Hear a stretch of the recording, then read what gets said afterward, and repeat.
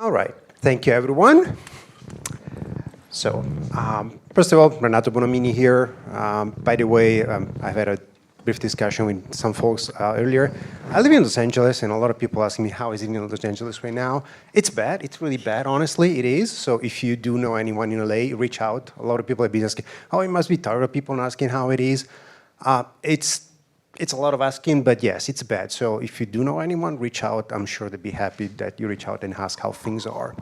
So thank you again, Jane, for coming here today. And there are a few topics that we'd like to go through. And I do know that Cos already said that he has a lot of questions, so we'll leave him at the end. Just his questions. Yes. So quoting a few numbers, because earlier there was a conversation about numbers. Well, I'm just quoting public numbers. So these are things you can actually find. So since December 2022, 35% increase in viewer hours. That's amazing. June 2024, I think that was one of the best months. Mm-hmm. And so the work that we've been doing primarily with ITVX has been around personalization. And I do know that we had people actually following 24/7, especially when the games were up and running. So impressive 375 million streams in the month of June. So that was really something. 54 increase year over year. And there was one figure that came out of the Personalization Summit last year when Steve was talking about compared to the beginning of 2024 to the end of 2024, 35% increase in streaming activity driven by personalization. So first topic that I would like to take a look, and we were just chatting about this earlier, which is really funny. I was mentioning how it's really great to see a lot of familiar faces. It is. But it's also nice to see some new faces. So first topic is a fresh look at the TV industry by Jane. So now, Jane's role, Chief Viewing Officer, I would like to actually explain what that really means. And I find it a fascinating title. It's really, really nice. And also, we were talking in another conversation about you're relatively new to the TV industry and now you're past in retail. How does it translate into coming to TV? So I would like to have a little bit of perspective from you from that point of view. Sure. Well, thank you for having me. And yeah, nice to see some familiar faces and lots of new faces when we were out having coffee just there. Yeah, so I think I might be the only person, I think maybe in the world, with the title Chief Viewer Officer, which was my own inception. And like I say, my background isn't TV. I've been at ITV for about 5 years, but before that worked in retail and consumer goods. And so I guess the thread that runs through is a passion for the viewer or the consumer and putting their needs at the heart of product development and proposition development. And so one of the things that I think is really interesting actually that we've done at ITV is, I guess, put our money where our mouth is when it comes to that concept. So we used to have a separate streaming division, we used to have a separate marketing team, we used to have kind of a lot of different bits that were all thinking about viewer needs, but they weren't always joined up. Yes, we tried to talk to each other and we were all good corporate citizens, but we didn't necessarily think about the end-to-end viewer experience. And so what we've done in our structure actually within ITV is we have obviously a content team that curate content. We have a commercial team, and you heard from Reese earlier, who monetize that content. And then my team kind of sits in the middle and really takes the content and makes it available to as many viewers as possible across as many platforms as possible in the most compelling ways. So we have everything from the insights team, so the analytics and the insight that really have a deep understanding of our viewers, through to our brand, our marketing, our publicity teams, so making sure that people are aware of what we've got, aware of our brands, but also aware of the content. And then very, very importantly, we have the distribution team, so making sure that we can actually get our content onto the right partners, make sure it's prominent, make sure that viewers can access it, and then make sure that when they get there, they have an absolutely outstanding experience. And so the digital product team sits as part of that pillar as well. So it's kind of an end-to-end overview of the viewer. So, if it's not commissioning the content, it's not monetizing it, everything else really sits within the viewer pillar, as we call it, and really focuses on how do we give our viewers the best end-to-end experience to make them aware of us, make them consider us, make us available to them, as across as many places as possible, and very, importantly, give them a great experience that means that they come back to us frequently. So, so we kicked off kind of mid-year last year, actually. So we did quite a lot of changes, and then, for the last 6-7 months, we've been working at how do we bring together a viewer strategy that combines all of those different teams, those different functions, and really focuses on the needs of our viewers to drive growth for ITV, and clearly, making sure that we've got a really huge commercially valuable audiences is our USP. So, our team are very focused on how do we drive audience growth, how do we drive active user growth. So some of the stats that you talked about earlier is, some of the things we're really proud of how we enabled ourselves to become, the fastest growing streaming platform in the UK, which is what we've done over the last 2 years. And, we're looking at what do the next 2 years look like in terms of continuing that growth. So yeah, that's a bit about kind of how the team set up. I was very lucky. I know you interviewed Deep here before. I was very lucky, inherited a fantastic product team. I think some of them are here today. So I was very lucky to inherit a very well-functioning, very high-performing product team. And then, like I said, we've brought all that together with a great distribution team, a great brand and marketing team, and also a great insights team as well. So it's a nice little portfolio. I have to say I'm rather fortunate. So if not Chief Viewer Officer, what are the titles? Were you like Chief Entertainment Officer, which would have been a nice CEO on the business card? Well, I was thought about Chief Customer Officer, but our customers are advertisers and clients. So I think viewer is it, and it is really interesting. We talk about around the board table, with our Exco, with our PLC board. Bringing the voice of the viewer to the board table for me is one of the key parts of the role. Like if we're not serving viewers well, in ways that, yes, of course, are monetizable, but you've got to start with a viewer need first. And I think if you don't start with that viewer need, then you can get very distracted as a business, and you can do things which don't add value to viewers and therefore don't, in the long term, add value to your business. So I do think there's a reason why the word viewer is important in it, and I think that role that not just me but my team play in terms of championing the value that a viewer has within our business is really important. Nice. So next topic, a question before we start with the next topic. So how many of you in your childhood, and this is something that we were talking the other day, when you were a child, the anticipation of the holidays was actually better than the holiday itself? So for the second topic, indeed, we talked about the concept of anticipation boosters, distribution methodism, idea strategy. So you mentioned that you're responsible also for distribution.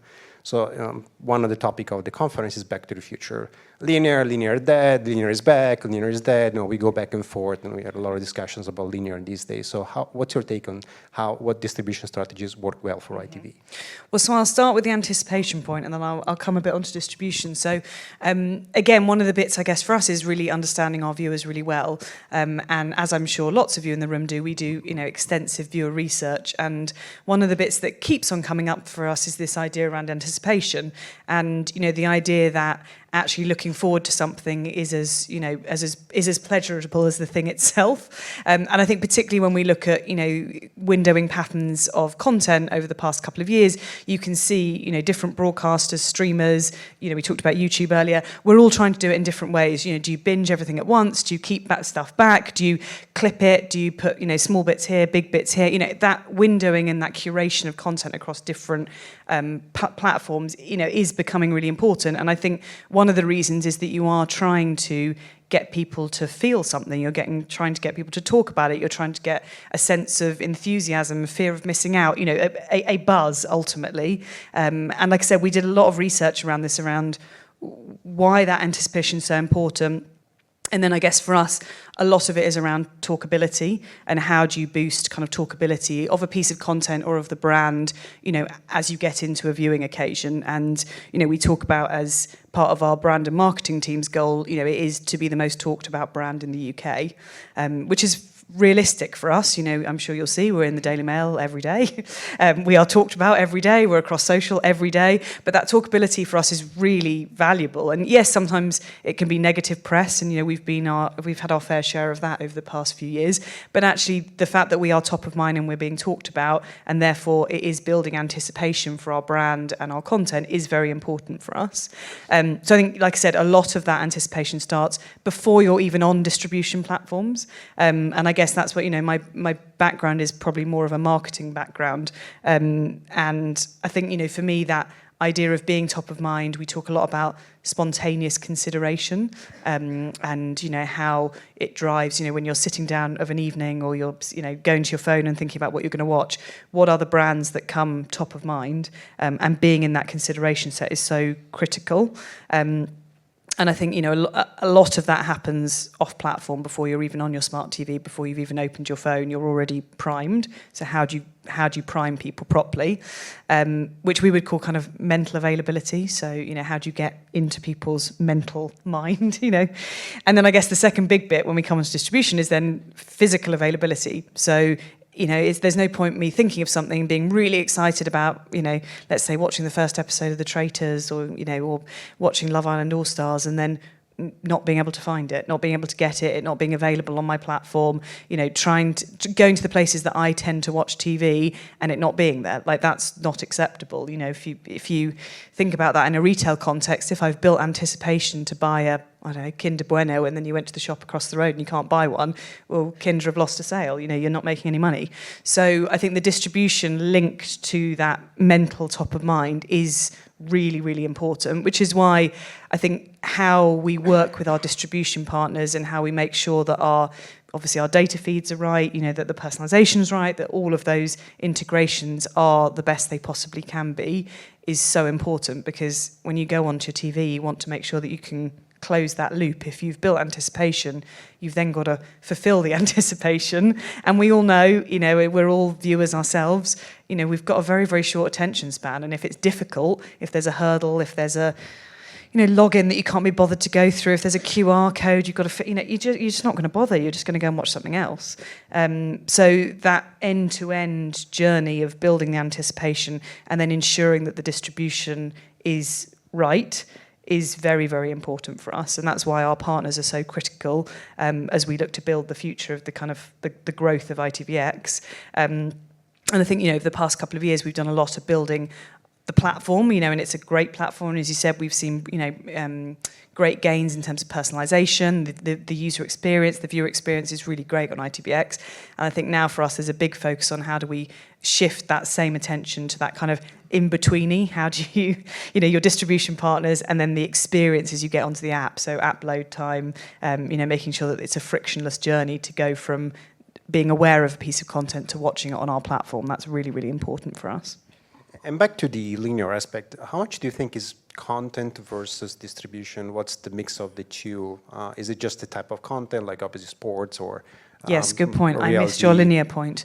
Like I said, we're a broadcaster streamer. We have both, and it's funny because I think we took linear for granted a little bit, actually, when we launched ITVX.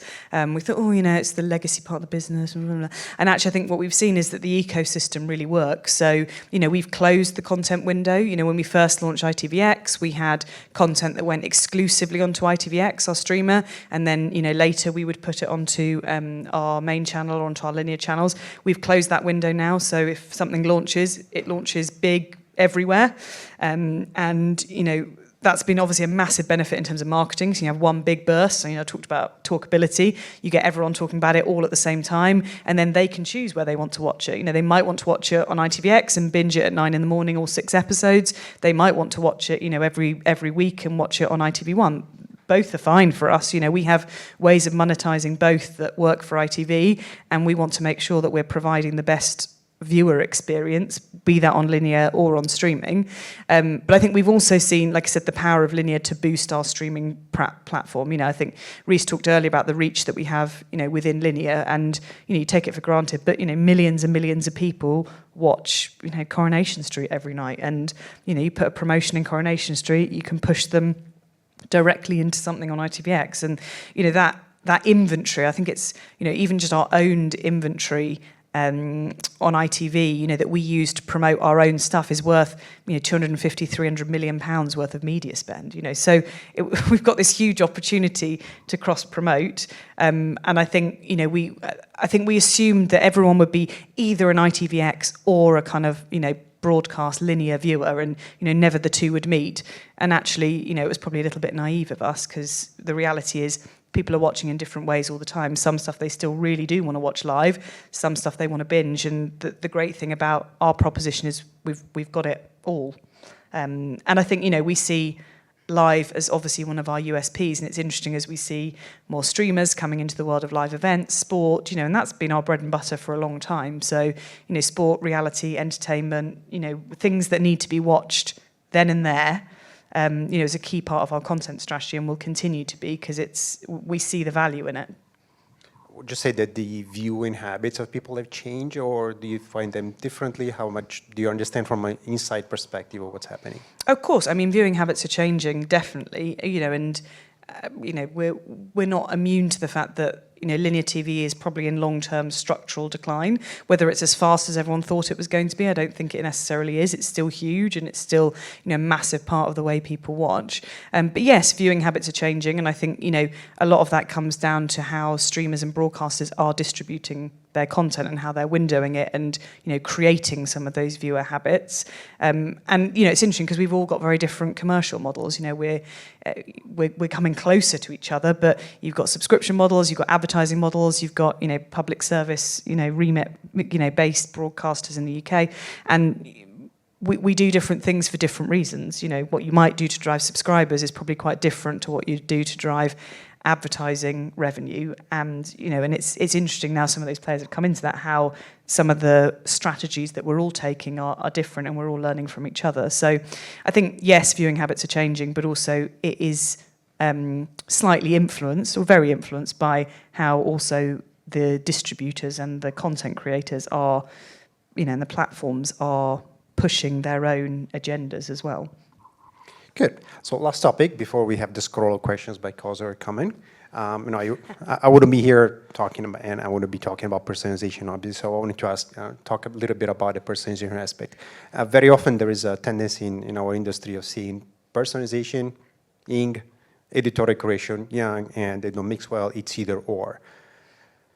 Well, I mentioned before, other series, I believe in a different approach, but I wanted to take from your perspective, what do you think it's the collaboration, the balancing, and the approach of each one of them, and how much editorial versus curation, and now specifically ITV, how you balance the two approaches and how you try to have them work together? Well, I was going to say, don't worry, ContentWise are great.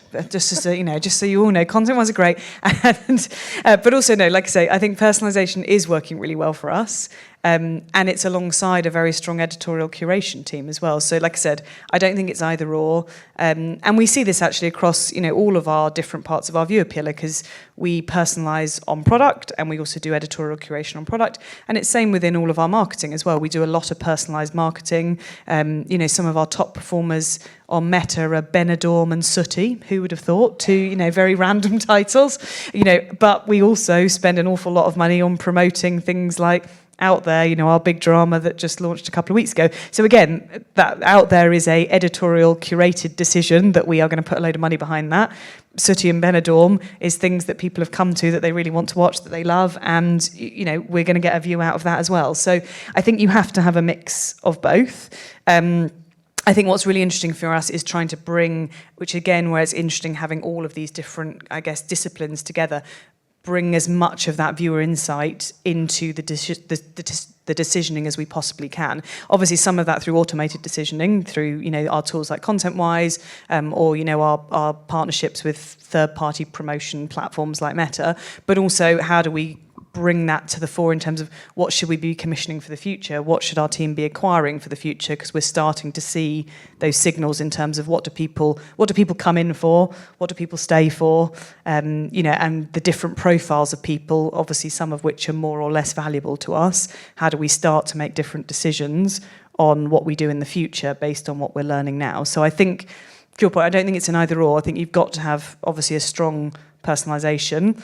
I think you also have to have a strong editorial curation. I think particularly for a platform like ours, we are a British streamer. So, if something happens, God forbid if, the king sadly dies, something like that, that will be the top of our homepage, and that's not a personalisation thing. That's, that is the most important thing as we see it going on in the nation right now, and we would want to put that, top of the hero front and centre, and we'd want to editorially curate a whole load of content that sits around that. So a bit of a morbid example, but we are at the heart of popular culture, so we will sometimes want to make decisions about what we think is the most important thing that is going on within the UK right now, and that won't be personalised, it will be mass, but then obviously we've got a number of rails that are deeply personalised, and I think the blend of both is the thing that works for us anyway.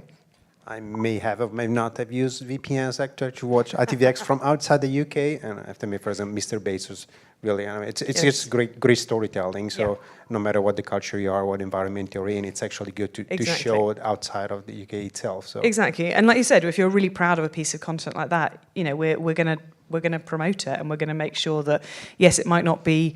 Also, I think personalization, there's only so much you can do, isn't it? Of course, there's so many signals you can get, but something like Mr. Bates, you know, how do you tag a piece of content like that to know that it's going to have the resonance that it did? You know, we didn't know when we first put it out it was going to be as big as it was, and so it's very hard, I think, within, you know, an emotional story like that to put a data tag on it and say, well, because it's like this, someone else is going to like it. And so, again, you know, some of it has to be creative judgment, doesn't it? And that's the joy of our industry, the art and the science. All right, so I get the cue that it's time for questions. Hello. Any questions for Jane? Natalie? Jane, you're in a unique position to look across all your touch points with your customers. And we have a lot of conversations about where audiences are going, and it tends to be very siloed. In your view, do you feel that people are engaging much longer with content on a per-user basis? Do you see the average, quote, watch time across all platforms growing, or do you see it decreasing as a whole? Because we don't talk enough about the fact that the size of the viewing or the size of the content viewing opportunities has grown. So for people like ITV, there's all sorts of opportunities commercially and also in terms of engagement. Yeah, it's a really interesting question. So, I mean, we would say people are watching really the same number of hours of content a day as they always have been. You know, it's about 4 hours, just over 4 hours. You know, and that doesn't seem to have changed since the beginning of time, pretty much. And doesn't seem to have changed that much, actually, considering the massive kind of proliferation of platforms that have, you know, it still feels like it's about that. Of course, you know, different age groups, it's slightly different, but it's not that different. But I think that's the interesting bit. But there's now just way more players, you know, to fight for in that kind of, you know, within those 4 hours. And, you know, whereas at 9 p.m. it would always been, you know, one of the linear channels that was winning at 9 p.m. It isn't anymore. And so I do think there's, like I say, at a macro level, not an issue. People still love long-form content. They're still watching about the same per day. I think, like you say, I think it's interesting in terms of when you then look at how long people are spending with individual brands, so be that Netflix or an ITV, and I think one of the bits that we see is, you know, we have people who really love us and come up to us, and they're spending longer. Like this January, for example, you know, our minutes per user is higher than it was last January, and that's even with, you know, Mr. Bates last January.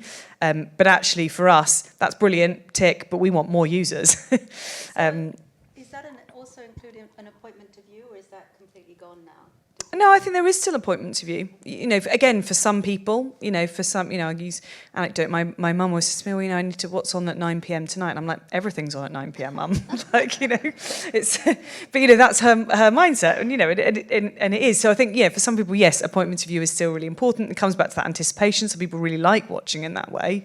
But I think it's very different. And clearly, you know, we talked about younger audiences earlier. I think, you know, for younger audiences, it's a very different landscape and a very different behaviour. And I think what will be really interesting is whether those behaviours that we're seeing now within those younger cohorts are something that people, you know, grow out of, and they become, you know, a slightly more traditional looking viewer as they get older, or actually it's something that's going to be ingrained, you know, now forever.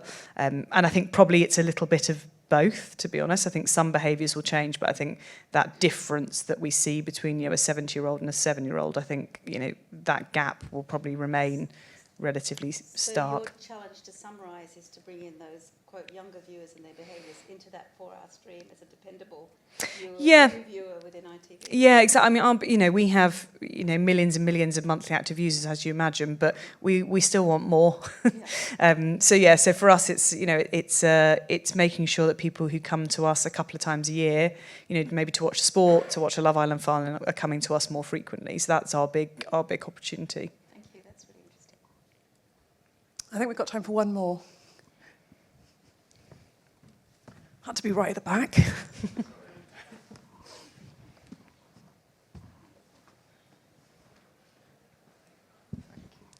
Hey Jane, Will Harrison. Can you talk a little bit about the premium tier? How is the premium tier of ITVX doing? Are there any plans to evolve that premium proposition? Of course you'd ask me that question, Will. So it's actually been a really interesting journey on premium, and obviously, as you well know, we launched BritBox 5 years ago, probably now, 4.5 years ago, which was obviously our kind of first foray into SVOD, and then BritBox kind of was consumed into kind of ITVX and became part of our ITVX premium proposition. I think what we've learned over the last couple of years is it's quite hard to do both, to have a premium proposition and have a really thriving ad tier as well. And it's interesting actually, as you see kind of Netflix and Amazon, all moving to that model. Actually, they've, yes, done a great job in terms of advertising, but there's still quite a long way to go. And I think probably similar for us, actually, we are an advertising business through and through, and actually a subscription way of thinking is slightly different to that. So it's going well. We expect to grow this year in terms of from our subs base from last year to this year, which is great. So, we're looking at growth, but it's not a huge strategic focus for us, probably as it was at launch. I think we've recognised that for us, really the most bang for our buck and where we're going to drive the most profitability is within our AVOD tier.